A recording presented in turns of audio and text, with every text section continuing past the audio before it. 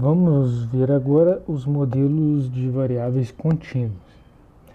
Então, o modelo mais simples de variável contínua é a distribuição uniforme. Então, imagina que a gente tem um intervalo AB, né, nos números reais. Então, imagina que a densidade da variável x, né, vai ser dada aqui por 1 dividido por b menos a, se x está dentro do intervalo, e 0 caso contrário. Nesse caso, a gente diz que x tem distribuição uniforme contínua, e a gente denota dessa maneira aqui.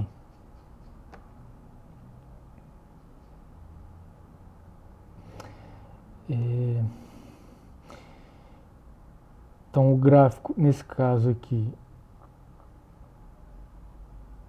a média da variável x vai ser a mais b sobre 2, né, onde a e b são os extremos do intervalo, e a variância vai ser b menos a ao quadrado sobre 12.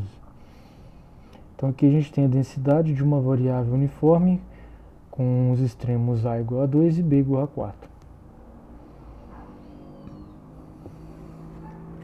Outra variável também importante é a exponencial, que a gente também já viu exemplos. Então imagina que lambda seja um número maior que zero. Considere a variável com densidade f de x dada por lambda exponencial de menos lambda x se x maior ou igual a zero e zero caso contrário. Nesse caso, a gente diz que x possui distribuição exponencial com parâmetro lambda. Então, a média da exponencial vai ser 1 sobre lambda e a variância vai ser 1 sobre lambda ao quadrado. Aqui a gente tem o gráfico da função densidade para uma variável exponencial com parâmetro 0,75.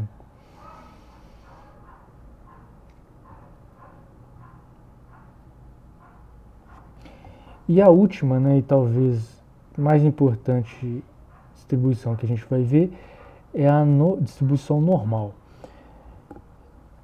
Então imagina aí que mi e sigma sejam números reais com sigma maior que zero. Imagina que a gente tem uma variável aleatória com essa função de densidade aqui. Nesse caso, a gente diz que x segue um modelo normal, ou seja, tem uma distribuição normal com parâmetros mi e sigma ao quadrado. E a gente denota dessa maneira aqui.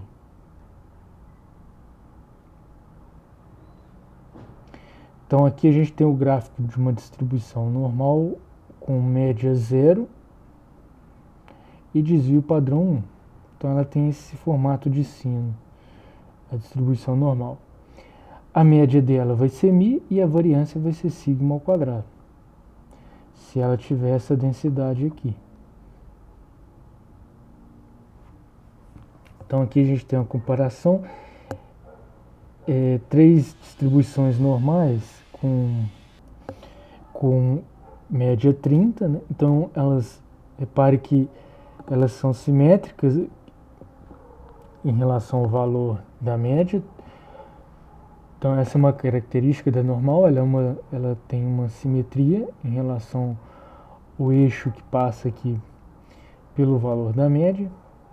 Em azul a gente tem uma variância de 25, em vermelho uma variância de 49 e em azul uma variância de 81. Ou seja, à medida que aumenta a variância, mais achatada e mais espalhada fica a densidade. Então essa distribuição é importante porque ela aparece em muitos fenômenos naturais. Muitas características físicas e biológicas são bem modeladas por essa distribuição, por exemplo, tamanho e peso de animais e plantas. E também tem dois resultados, né, que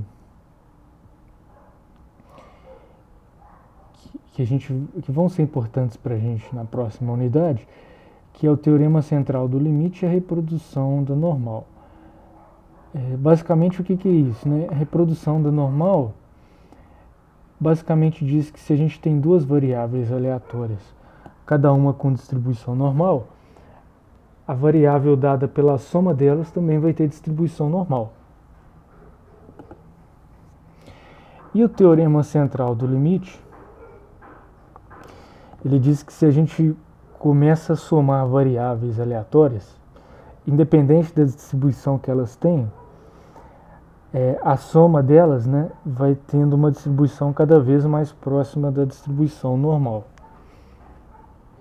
Então, esses são dois fatores, né, que demonstram por que ela é tão comum na natureza.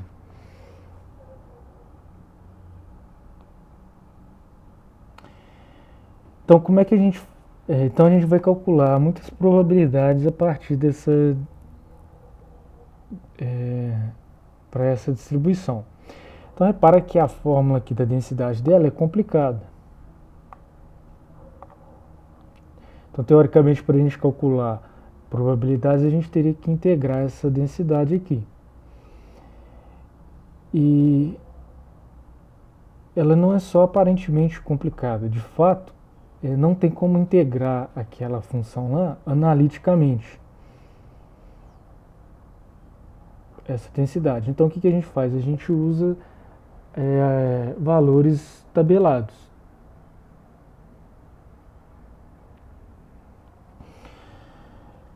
Então, geralmente a gente usa tabelas, né, desse tipo aqui, que informam probabilidades para uma variável normal, com média 0 e variância 1. A gente chama de distribuição normal padrão, quando tem média 0 e variância 1. Então, como é que funciona a tabela? Então, aqui ele está indicando o valor de Z e o valor da área, ou seja, o valor da probabilidade. Então, aqui ele está decompondo Z em A mais B. A vai ser o valor aqui dessa primeira coluna e o B vai ser o valor da primeira linha. Então, imagina que eu queira calcular a probabilidade dessa variável ser maior do que, deixa eu ver, 0,15. Então eu quero saber que Z igual a 0,15. Então 0,15, a primeira casa decimal é o 1, né? Então estou nessa linha aqui. E a segunda casa decimal é 5, estou nessa coluna aqui. Então vai dar esse valor de 0,44.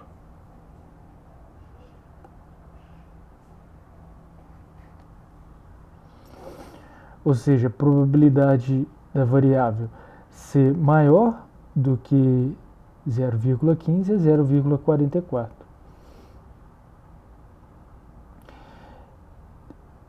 Então, só fica atento que tem tipos diferentes de tabela. Às vezes, nesse caso aqui, ela está informando probabilidade da variável assumir um valor maior do que esse Z, né?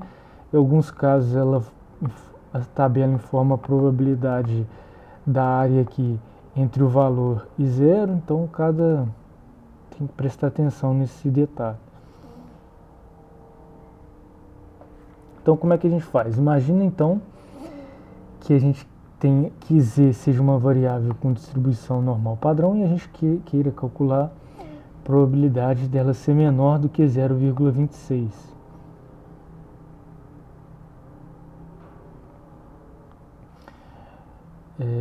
Então, no caso, seria essa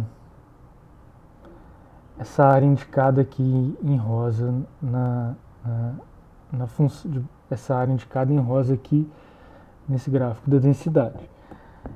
Então, como é que a gente calcularia essa probabilidade a partir dessa tabela? Então, repara que a tabela ali informa as probabilidades aqui dessa área à direita, né, e não à esquerda. Então, a gente poderia usar o fato da probabilidade total ser 1, né, ou seja, probabilidade de Z menor ou igual a 0,26 tem que ser 1 menos probabilidade de Z ser maior do que 0,26. E essa a gente conseguiria calcular olhando aqui para a tabela, né? 0,26 seria essa probabilidade aqui, 0,39, 0,4 aproximadamente. Então a gente sabe que essa área aqui, né, é 0,4. Então essa aqui em rosa seria 0,6.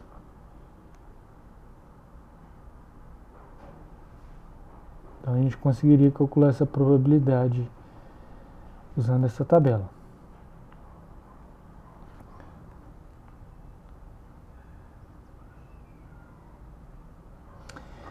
Então, por exemplo, também se a gente quisesse calcular aqui probabilidade de z menor do que menos 0,26. Então, nesse caso aqui, como a tabela aqui só informa valores aqui para z maior do que zero, né? Então, nesse caso, a gente teria que utilizar a simetria. Pela simetria aqui, a gente vê que a probabilidade de z menor do que 0,26 é igual à probabilidade de z maior do que 0,26, que a gente já viu que é 0,4.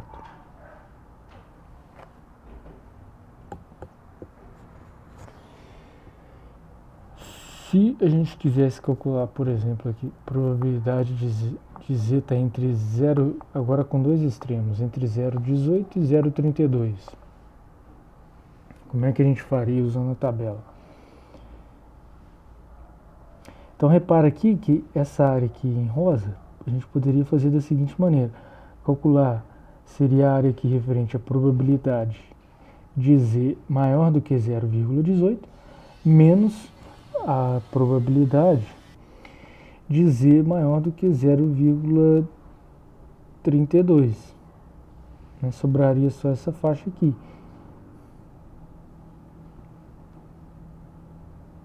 A gente poderia fazer desse jeito, né? Aí a gente precisaria calcular essa probabilidade aqui pela tabela de z maior do que 0,18 menos probabilidade de z menor do que 0,32.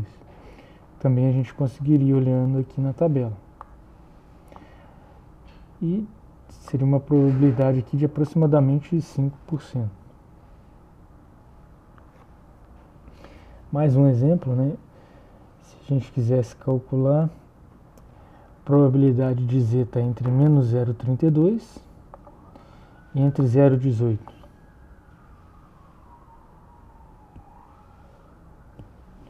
Então a gente poderia fazer o seguinte, né? Olhar para a probabilidade total Q1, né? Subtrair essa área aqui à direita, que a gente consegue calcular olhando a tabela, e também subtrair essa área aqui à esquerda, que a gente consegue calcular olhando a tabela. Então, nesse caso, daria 0,2.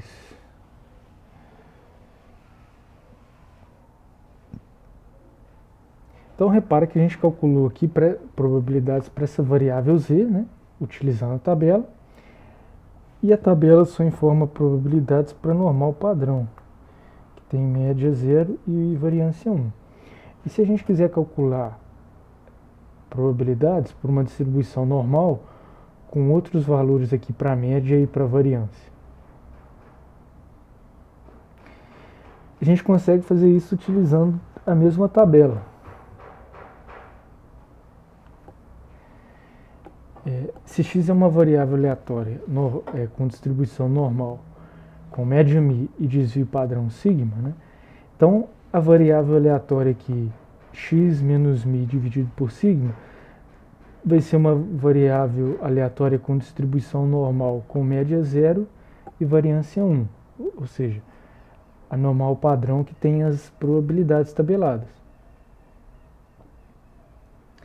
Então suponha então que variável x tenha distribuição normal com média 30 e variância 25. Qual que é a probabilidade de x ser maior do que 32? Então a gente eu afirmei que nesse caso a variável dada aqui por x menos a média dividido pelo desvio padrão vai ter distribuição normal padrão. Então se eu quero calcular a probabilidade de x ser maior do que 32, eu posso calcular aqui o extremo para a variável normal padrão. É só substituir aqui o valor de x, vai ficar 32 menos 30 sobre 5. Ou seja, a probabilidade da variável x ser maior do que 32 é igual à probabilidade da variável z ser maior do que 0,4. E essa daqui a gente sabe calcular olhando a tabela.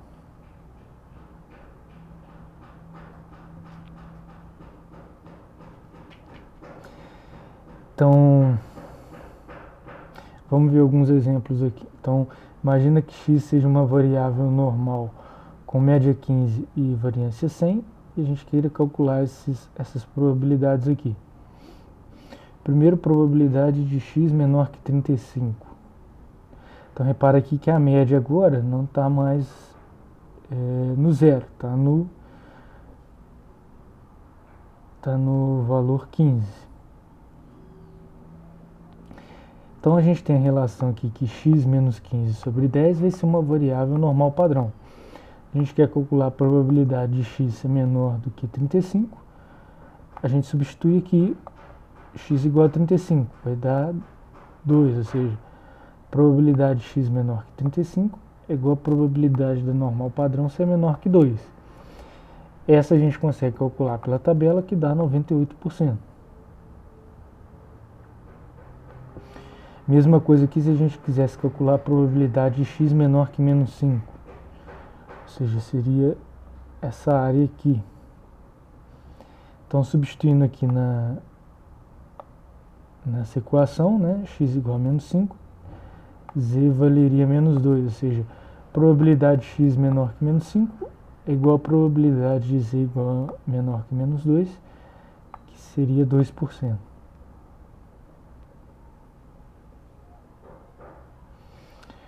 Se a gente quisesse calcular, por exemplo, aqui, probabilidade de x está entre menos 35 e 5, seria essa área aqui. Então, de novo, só que agora a gente tem dois extremos, né? A gente vai substituir os dois valores, aqui x igual a menos 35 e aqui x igual a 5. Então, a probabilidade de x está entre menos 35 e 5 é igual a probabilidade de z está entre 4 e menos 1.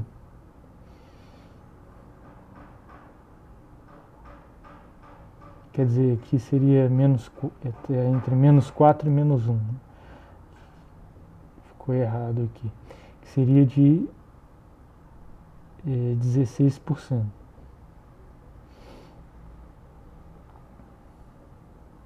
E o último aqui, probabilidade de x está entre 5 e 35, seria igual a probabilidade de z estar entre menos 1 e 2, que é aproximadamente 82%.